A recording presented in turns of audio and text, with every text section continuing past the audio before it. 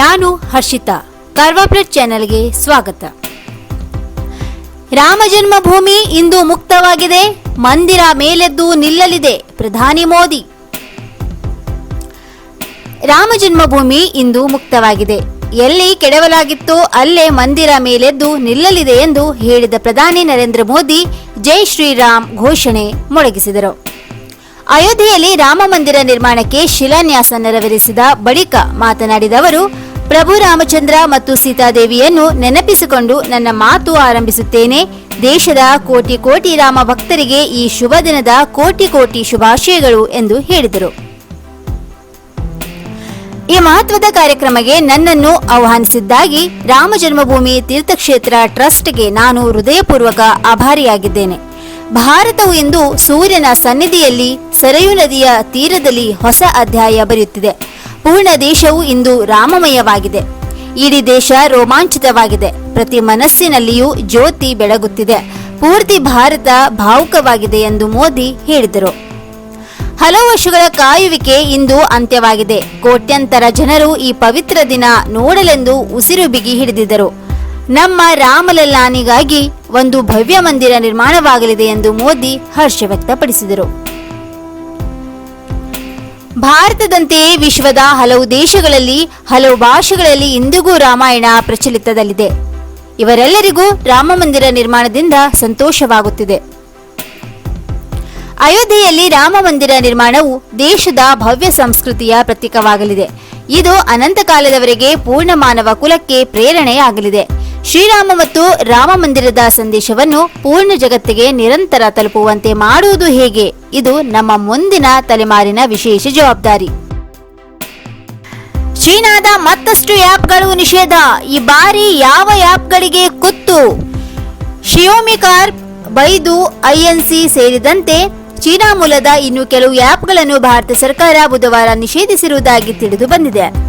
ಗಡಿಗೆ ಸಂಬಂಧಿಸಿದಂತೆ ಲಡಾಖ್ನಲ್ಲಿ ಭಾರತ ಮತ್ತು ಚೀನಾ ನಡುವೆ ಇತ್ತೀಚೆಗೆ ಸಂಘರ್ಷ ಉಂಟಾಗಿತ್ತು. ಇದಾದ ನಂತರ ದೇಶದ ಸಾರ್ವಭೌಮತ್ವ ಮತ್ತು ಸಮಗ್ರತೆಗೆ ಬೆದರಿಕೆಯೊಡ್ಡಬಹುದಾದ ಅಪಾಯದ ಹಿನ್ನೆಲೆಯಲ್ಲಿ ಚೀನಾ ಮೂಲದ 59 ಮೊಬೈಲ್ ಅಪ್ಲಿಕೇಶನ್ಗಳನ್ನು ಭಾರತ ಈಗಾಗಲೇ ನಿಷೇಧಿಸಿದೆ. ಇದರಲ್ಲಿ ಜನಪ್ರಿಯ TikTok, UG browser, Xiaomi, MI community app ಸೇರಿದಂತೆ ಚೀನಾ ಮೂಲದ ಹಲವು ಜನಪ್ರಿಯ ಆ್ಯಪ್ಗಳು ಇದ್ದವು. ಅದರ ಮುಂದುವರಿದ ಭಾಗವಾಗಿ ಬುಧವಾರ ಮತ್ತಷ್ಟು ಆ್ಯಪ್ಗಳು ನಿಷೇಧ ಶಿಕ್ಷೆಗೆ ಗುರಿಯಾಗಿರುವುದಾಗಿ ಸರ್ಕಾರದ ಮೂಲಗಳ ಮಾಹಿತಿ ಉಲ್ಲೇಖಿಸಿ ಸುದ್ದಿ ಸಂಸ್ಥೆ ರಾಯ್ಟರ್ಸ್ ವರದಿ ಮಾಡಿದೆ. ತೀರಾ ಇತ್ತೀಚೆಗೆ ಸರ್ಕಾರ ಚೀನಾ ಮೂಲದ ಇನ್ನೂ 47 ಆ್ಯಪ್ಗಳನ್ನು ನಿಷೇಧಿಸಿತ್ತು. ಈ ಪೈಕಿ ಬಹುತೇಕ ಆ್ಯಪ್ಗಳು ಈ ಹಿಂದೆ ನಿಷೇಧಿಸಲಾಗಿದ್ದ ಆ್ಯಪ್ಗಳ ತದ್ರೂಪವಾಗಿದ್ದವು. ಚೀನಾದ ಆ್ಯಪ್ಗಳ ವಿರುದ್ಧ ಜೂನ್ನಲ್ಲಿ ಕೈಗೊಂಡ ಕ್ರಮದ ಕುರಿತು ಸರ್ಕಾರ ಸಾರ್ವಜನಿಕವಾಗಿ ಹೇಳಿತ್ತು. ಆದರೆ ಈ ಬಾರಿ ಅದು ಭಿನ್ನ ನಡೆ ಅನುಸರಿಸಿದೆ. ಶಿಯೋಮಿಯ ಎಂಐ ಬ್ರೌಸರ್ ಪ್ರೋ ಮತ್ತು ಬೈದು ಸರ್ಚ್ ಅಪ್ಲಿಕೇಶನ್ಗಳು ಸೇರಿದಂತೆ ಕೆಲವು ಹೊಸ ಅಪ್ಲಿಕೇಶನ್ಗಳು ಆ ಪಟ್ಟಿಗೆ ಸೇರ್ಪಡೆಗೊಂಡಿವೆ ಎಂದು ಮೂಲಗಳು ತಿಳಿಸಿವೆ. ಆದರೆ ಎಷ್ಟು ಅಪ್ಲಿಕೇಶನ್ಗಳನ್ನು ರದ್ದು ಮಾಡಲಾಗಿದೆ ಎಂಬ ಮಾಹಿತಿ ಲಭ್ಯವಾಗಿಲ್ಲ. ಆಗಸ್ಟ್ 16ರಿಂದ ಮೆಟ್ರೋ ರೈಲು ಸಂಚಾರ. ಮಹಾಮಾರಿ ಕರೋನಾ ಸೋಂಕು ಹರಡುವಿಕೆ ನಿಯಂತ್ರಿಸುವ ನಿಟ್ಟಿನಲ್ಲಿ ದೇಶವ್ಯಾಪಿ ಲಾಕ್ಡೌನ್ ಜಾರಿಯಾಗಿತ್ತು. ಪರಿಣಾಮ 4.5 ತಿಂಗಳಿನಿಂದ ಮೆಟ್ರೋ ರೈಲು ಸೇವೆ ಸ್ಥಗಿತಗೊಂಡಿದ್ದು, ಇದೀಗ ಆಗಸ್ಟ್ 16ಕ್ಕೆ ಆರಂಭವಾಗುವ ಸಾಧ್ಯತೆಗಳಿವೆ. ಹಂತ ಹಂತವಾಗಿ ಲಾಕ್ಡೌನ್ ಸಡಿಲಿಕೆ ಮಾಡಿ ವಿಮಾನ, ರೈಲು, ಬಸ್ ಸೇರಿ ಇನ್ನಿತರ ಸಾರಿಗೆ ವ್ಯವಸ್ಥೆ ಪುನರಾರಂಭಕ್ಕೆ ಕೇಂದ್ರ ಸರ್ಕಾರ ಅನುಮತಿ ನೀಡಿದೆ. ಆದರೆ ಮೆಟ್ರೋ ರೈಲು ಸೇವೆ ಆರಂಭಕ್ಕೆ ಅನುಮತಿ ಸಿಗಬೇಕಿದೆ. ಲಾಕ್ಡೌನ್ನಲ್ಲಿ ಹೇರಲಾಗಿದ್ದ ನಿರ್ಬಂಧಗಳನ್ನು ಹಂತ ಹಂತವಾಗಿ ತೆಗೆಯಲಾಗುತ್ತಿದೆ. ಮೆಟ್ರೋ ರೈಲು, ಚಿತ್ರಮಂದಿರಗಳು ಸೇರಿ ಇನ್ನಿತರ ಉದ್ಯಮಗಳ ಕಾರ್ಯ ಚಟುವಟಿಕೆಗೆ ಅನುಮತಿ ನೀಡಿಲ್ಲ.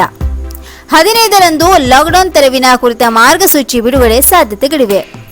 ಮೆಟ್ರೋ ರೈಲು ಸೇವೆ ಆರಂಭಿಸಲು ಅವಕಾಶ ಸಿಗುವ ಸಾಧ್ಯತೆ ಇರುವುದರಿಂದ ಬಿಎಂಆರ್ಸಿಎಲ್ ಸಿದ್ಧತೆ ಮಾಡಿಕೊಳ್ಳುತ್ತಿದೆ. ಕೆಲಸಕ್ಕೆ ಬರಲು ತಯಾರಿರುವಂತೆ ಸಿಬ್ಬಂದಿಗೆ ಈಗಾಗಲೇ ಸೂಚಿಸಿದೆ. ಪ್ರಯಾಣಿಕರು ಅನುಸರಿಸಬೇಕಾದ ನಿಯಮಗಳ ಪಟ್ಟಿಯನ್ನು ಸಿದ್ಧಪಡಿಸಿದೆ. ಗೋವಾ ಕರ್ನಾಟಕ ನಡುವಿನ ಘಾಟಿಯಲ್ಲಿ ಭೂಕುಸಿತ, ರೈಲು ಸಂಚಾರ ವ್ಯತ್ಯಯ. ಭಾರೀ ಮಳೆಯಿಂದಾಗಿ ಗೋವಾ ಕರ್ನಾಟಕ ನಡುವಿನ ಘಾಟಿಯಲ್ಲಿ 2 ಪ್ರತ್ಯೇಕ ಭೂಕುಸಿತ ಸಂಭವಿಸಿದ್ದು, ರೈಲು ಮತ್ತು ರಸ್ತೆ ಸಂಚಾರದಲ್ಲಿ ವ್ಯತ್ಯಯ ಉಂಟಾಯಿತು. ಭೂಕುಸಿತದಿಂದಾಗಿ ಬುಧವಾರ ಮುಂಜಾನೆ ಗೋವಾದ ಮಡ್ಗಾಂವ್ ರೈಲ್ವೆ ನಿಲ್ದಾಣವನ್ನು ತಲುಪಬೇಕಿದ್ದ ಹಜರತ್ ನಿಜಾಮುದ್ದೀನ್ ರೈಲು ಕ್ಯಾಸಲ್ ರಾಕ್ ರೈಲ್ವೆ ನಿಲ್ದಾಣಕ್ಕೆ ತೆರಳಿದೆ. ಅಲ್ಲಿಂದ ನಿಗದಿತ ಪ್ರದೇಶಗಳಿಗೆ ತೆರಳಲು ಪ್ರಯಾಣಿಕರಿಗೆ ವಿಶೇಷ ಬಸ್ ಸೌಕರ್ಯ ಕಲ್ಪಿಸಲಾಗಿತ್ತು. ಚೋಲಾಘಾಟ್ ಪ್ರದೇಶದಲ್ಲಿ ಸಂಭವಿಸಿದ ಮತ್ತೊಂದು ಭೂಕುಸಿತವು ಗೋವಾ ಮತ್ತು ಕರ್ನಾಟಕ ನಡುವಿನ ರಸ್ತೆ ಸಂಚಾರಕ್ಕೆ ಅಡ್ಡಿ ಉಂಟು ಮಾಡಿತ್ತು. ಚೋಲಾಘಾಟ್ ರಸ್ತೆಯಲ್ಲಿ ಭೂಕುಸಿತ ಸಂಭವಿಸಿದ್ದು, ಮಣ್ಣು ತೆರವು ಕಾರ್ಯ ಮುಗಿಯುವವರೆಗೂ ಈ ರಸ್ತೆಯ ಮೂಲಕ ಪ್ರಯಾಣಿಸದಂತೆ ಸಾರ್ವಜನಿಕರಿಗೆ ಸೂಚಿಸಲಾಗಿದೆ ಎಂದು ಗೋವಾದ ಮುಖ್ಯಮಂತ್ರಿ ಕಚೇರಿಯ ಹೇಳಿಕೆ ತಿಳಿಸಿದೆ. ನಟ ಸುಶಾಂತ್ ಸಿಂಗ್ ಸಾವು ಪ್ರಕರಣ ಸಿಬಿಐಗೆ ಶಿಫಾರಸು, ಬಿಹಾರ ಸರ್ಕಾರದ ನಿರ್ಧಾರವನ್ನು ಒಪ್ಪಿದ್ದೇವೆ, ಸುಪ್ರೀಂಗೆ ಕೇಂದ್ರ. ಬಾಲಿವುಡ್ ನಟ ಸುಶಾಂತ್ ಸಿಂಗ್ ರಜಪೂತ್ ಅವರು ಸಾವು ಪ್ರಕರಣವನ್ನು ಕೇಂದ್ರೀಯ ತನಿಖಾ ದಳಕ್ಕೆ ಒಪ್ಪಿಸಿರುವ ಬಿಹಾರ ಸರ್ಕಾರದ ಶಿಫಾರಸನ್ನು ಒಪ್ಪಿದೆವೆಂದು ಕೇಂದ್ರ ಸರ್ಕಾರ ಸುಪ್ರೀಂ ಕೋರ್ಟ್ಗೆ ಬುಧವಾರ ತಿಳಿಸಿದೆ. ಬಾಲಿವುಡ್ ನಟಿ ರಿಯಾ ಚಕ್ರವರ್ತಿ ಅವರು ಸುಶಾಂತ್ ಆತ್ಮಹತ್ಯೆ ಪ್ರಕರಣದ ಎಫ್ಐಆರ್ ಅನ್ನು ಪಾಟ್ನಾದಿಂದ ಮುಂಬೈಗೆ ವರ್ಗಾಯಿಸುವಂತೆ ಕೋರಿ ಸುಪ್ರೀಂ ಕೋರ್ಟ್ ಮೆಟ್ಟಿಲೇರಿದ್ದರು. ಈ ಸಂಬಂಧ ಇಂದು ವಿಚಾರಣೆ ನಡೆಸಿದ ನ್ಯಾಯಮೂರ್ತಿ ಋಷಿಕೇಶ್ ರಾಯ್ ಅವರಿದ್ದ ನ್ಯಾಯಪೀಠ ನಟನ ಸಾವಿನ ಹಿಂದಿರುವ ಸತ್ಯಾಸತ್ಯತೆ ಹೊರಬೀಳಬೇಕೆಂದು ತಿಳಿಸಿದೆ. ಈ ನಡುವೆ ಕೇಂದ್ರದ ಪರವಾಗಿ ನ್ಯಾಯಾಲಯಕ್ಕೆ ಹಾಜರಿದ್ದ ಸಾಲಿಸಿಟರ್ ಜನರಲ್ ತುಷಾರ್ ಮೆಹ್ತಾ ಅವರು ಪ್ರಕರಣವನ್ನು ಸಿಬಿಐಗೆ ಹಸ್ತಾಂತರಿಸುವ ಬಿಹಾರ ಸರ್ಕಾರದ ನಿರ್ಧಾರವನ್ನು ಕೇಂದ್ರ ಸರ್ಕಾರ ಒಪ್ಪಿಕೊಂಡಿದೆ ಎಂದು ತಿಳಿಸಿದ್ದಾರೆ.